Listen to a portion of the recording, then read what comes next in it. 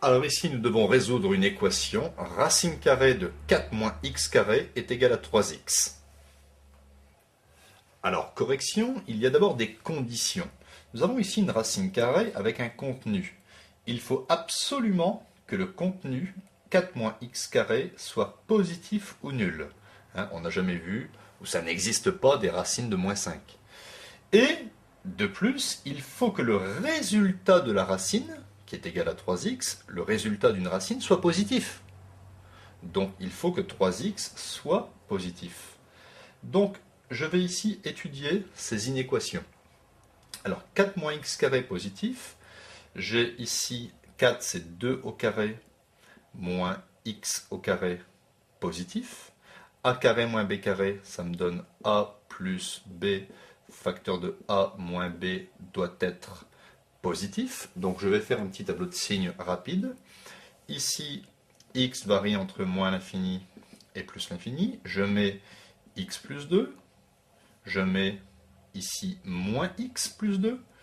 Et je mets ici le produit. J'appelle ce produit par exemple p de x. P de x. Alors, ici, nous voyons que x plus 2 s'annule en moins 2. Alors si vous n'arrivez pas à le faire, vous faites sur le côté, x plus 2 est égal à 0. Donc en transposant, ça fait x est égal à moins 2. Donc x plus 2 s'annule en 0, et moins 2 annule le produit. Moins x plus 2, moins x plus 2 égale à 0, moins x égale moins 2, x égale 2. Donc 2 annule moins x plus 2 et annule le produit. Alors au niveau des signes, ici, nous avons x plus 2, il y a un plus 1 devant x, donc on met des plus à droite du 0.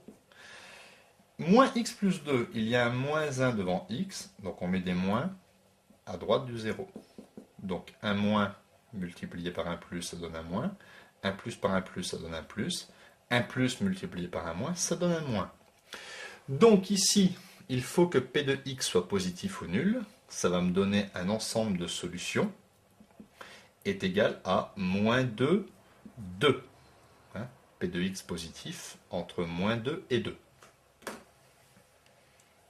Donc vous voyez ici, cette inéquation m'a finalement dit qu'il fallait que je travaille avec des valeurs de x comprises entre moins 2 et 2.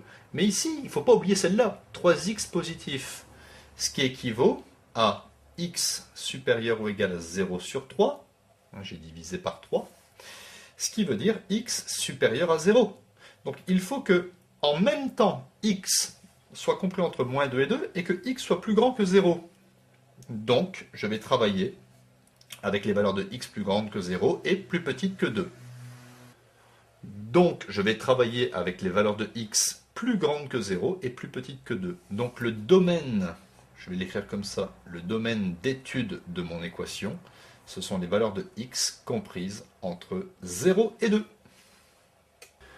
Alors on va passer à la résolution maintenant. Donc je peux mettre ici le carré, appliquer le carré sur chacune des expressions.